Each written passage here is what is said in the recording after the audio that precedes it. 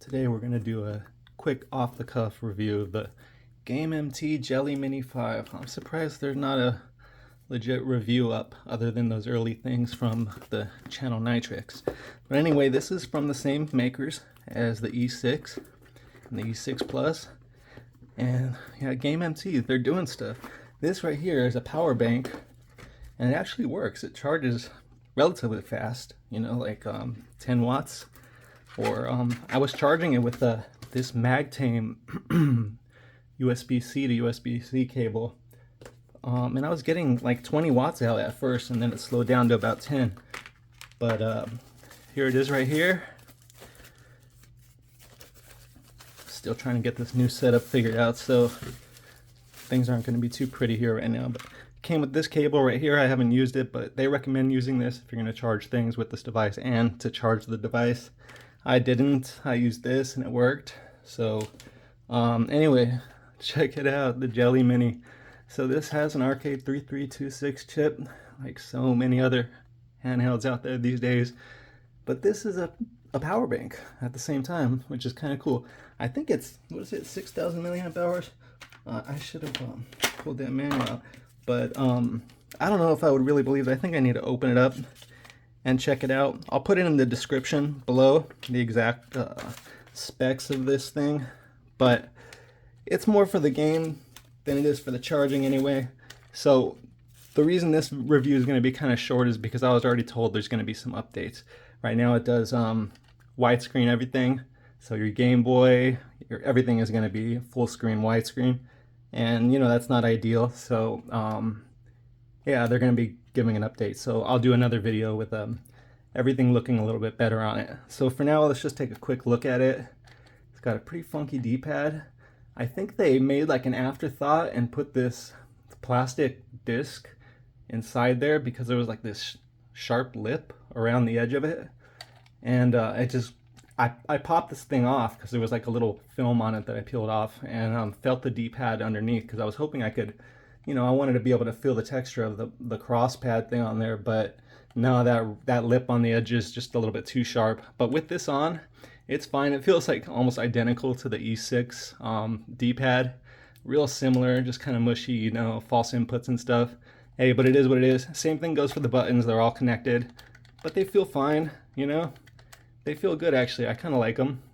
They don't go flush, but yeah, they're all connected. These are clicky buttons. So we got like a, what is that? That's like our start button. It says K. I think that's turbo. And then a menu button.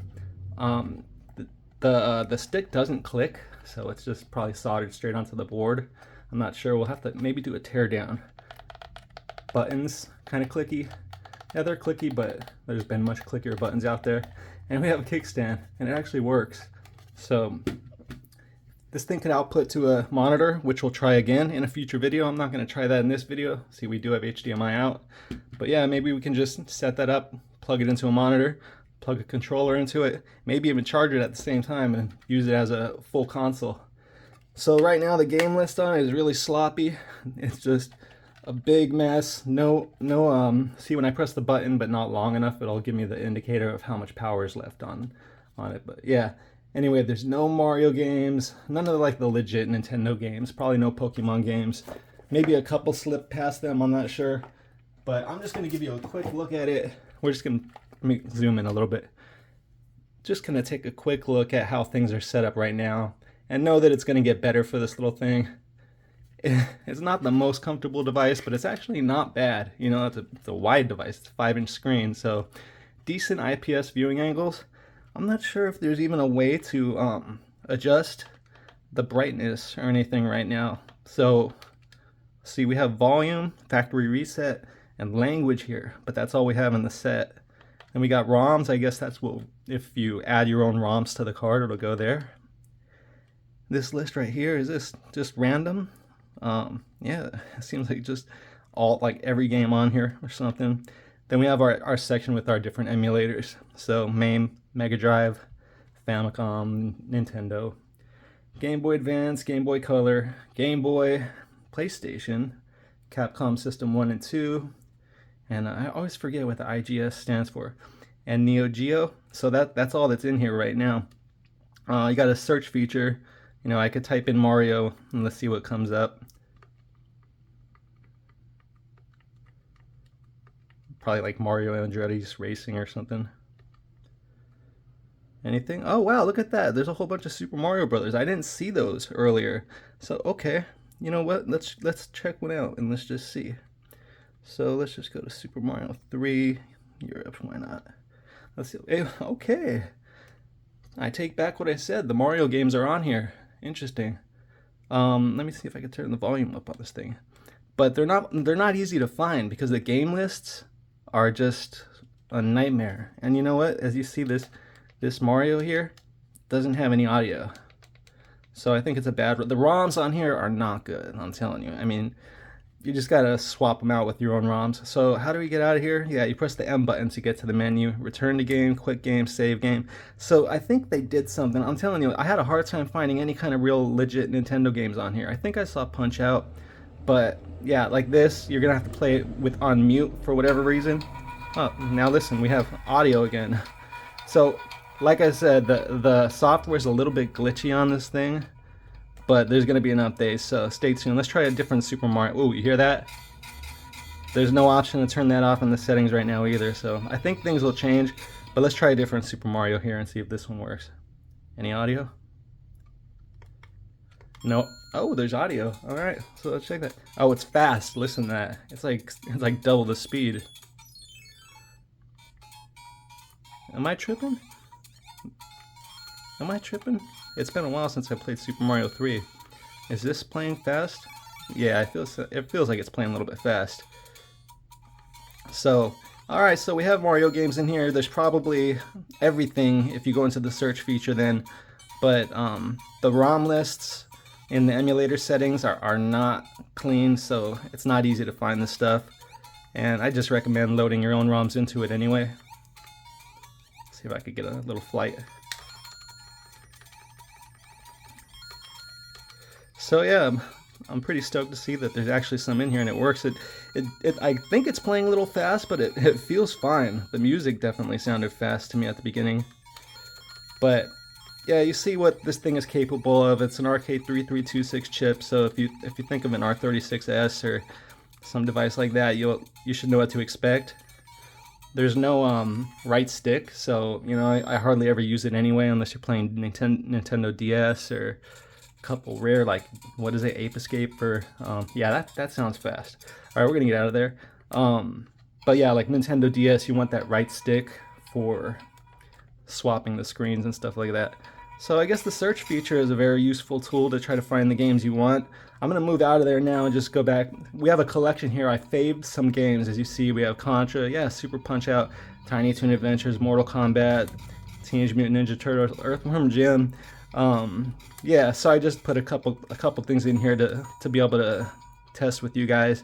History, these are some things I tested. You see those two Mario games at the top, but earlier that I did get F-Zero, but you could see everything in here there was no like legit Mario games. So anyway, I found them with you guys. So yeah, I'm not gonna go through every system and play them right now and see how well they run, but let's just go into Street Fighter, see if we can do our Dragon Punches, our Hadoukens, and Fireballs, and then again, it might not be the perfect Street Fighter. There's like 17 of them on probably even more than that. So I think some of them run fast, and it's just not a really clean ROM list. So my next video, I'll have an updated ROM list on here, and hopefully we'll be able to have proper aspect ratio scaling and maybe even RetroArch menu support. So that'd be cool. You know, just to get this thing to be as capable as possible. I'm not even going to go into the charging. Maybe I will pull my iPhone out real quick after this and see if this thing will charge my iPhone. You have to have a C-to-C cable for anything you're going to be charging, but all right, let's map my buttons here.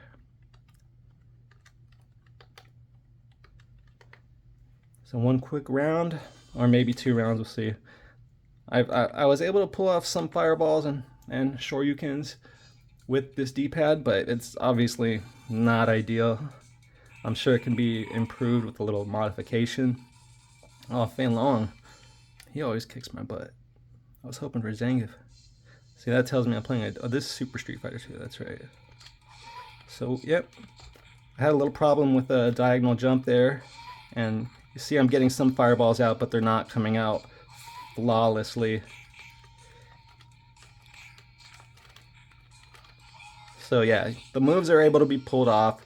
Acclimation is key, but it could be better. And I'm not complaining too much though, because I didn't have very high expectations for this device. It's just kind of a quirky little device, kind of funny.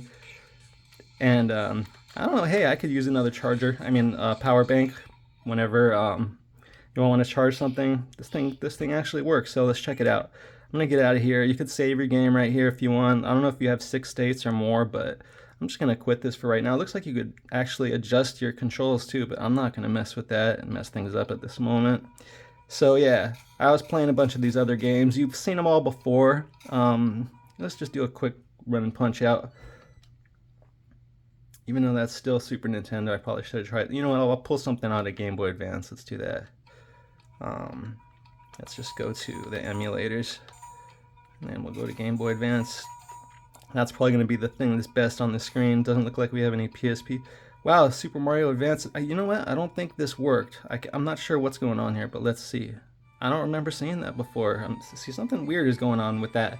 Look at that aspect ratio, like, overlay. I guess it's just at the beginning, but it's a Japanese version. And I'm not sure what I'm doing here with this game. Yeah, I'm seeing games on here I didn't see last time, so yeah, I guess I was just not really fully paying attention at the time, but I was testing the charging and stuff, and when I got it, I think I can't jump on that guy's head. I think the device's battery was completely dead, so I had to do a full charge first. This is not a Mario game I'm used to, so I don't know if you guys know about this one, let me know. You can't even step on him. Alright, I'm getting out of there for now. Not gonna waste the time with that. Super Mario Advance, I guess I've never played that one. I thought Super Mario Advance was like, you know, Super Mario 3 or whatever, but on Game Boy Advance. So, pressing the L1 and R1 moves through the tabs on the top, so when you're in something like this, you're gonna want to press right and left to go through 10s. What do we have here? Some F-Zeros. Oh, you know, I don't really like this F-Zero game right there. I like the one on Super Nintendo a lot better, but let's see what else we have in here. Just a bunch of, see, you can see it's just kind of chaos, the list. There's Mario Kart, let's try that. I didn't think the Mario games were on here, but they are, so cool. Yeah, the games are sloppy, so that's the only real complaint I have other than the aspect ratio thing. I didn't expect the controls to be perfect. But hey, I'm kind of happy to see that they're going to be updating the software, I was told they will. So I asked, should I wait and do a video after the software is updated? And they said, well, just post one now and then let them know that there will be an update. So I'm letting you know. Sorry for misleading everybody about the Mario games at the beginning, but I still definitely recommend putting your own ROMs on here, because you're going to just have to use that search feature more than anything, because there's no rhyme or reason. Some of the menus probably do have alphabetical order, but a lot of them don't. So this feels good, you know, using that thumbstick with Game Boy Advance. I do that quite often on my handhelds. Let's see if the D-pad works alright. Yep. Yeah, no problem. I don't think I'm going to play too well right now. I don't feel like I have my A game on right now, but I just wanted to kind of show you guys this quirky little device. There's so many RK3326 based devices right now, but here we are with another one, and this one does something a little different than the other ones do. You can see it's pretty wide, just, you know, picture that's a 5-inch screen. Whoops. And yeah, just if you've felt the E6, you know what these controls feel like for the most part. The triggers are definitely different, but the face buttons and the D-pad feel so similar. I always have a hard time getting that turn.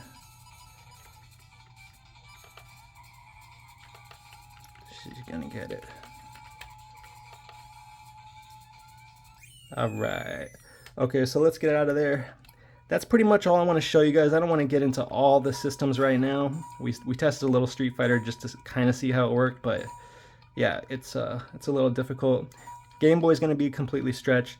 Let's power this thing off, and the only way to power it off, I guess, is to hold the button down.